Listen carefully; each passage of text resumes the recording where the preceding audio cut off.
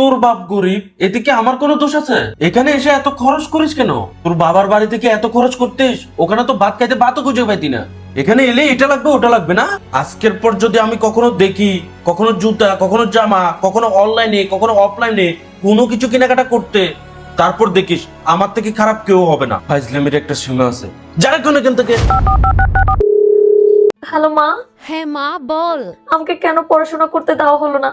আজকে যদি আমি পড়াশোনা করতাম তাহলে আমি নিজের পায়ে নিজে দাঁড়াতে পারতাম। কি হয়েছে মা? জামাইয়ের সাথে কি ঝগড়া হয়েছে? সবকিছু ঠিক আছে তো? কিছু হয়নি মা, শুধু আমার জীবনটাই ধ্বংস হয়ে গেছে। রেখে দিলাম। আই এম সরি মানহা, তুমি এতটা কষ্ট পাবে সেটা আমি বুঝতে পারিনি। কেন হঠাৎ আমার প্রতি তোমার এত মায়া লাগলো কেন? আসলে আমি ইচ্ছে করে তোমাকে এসব বলিনি। সকালে মা তোমার ব্যাপারে আমাকে উল্টাপাল্টা অনেক কিছুই বলেছিল।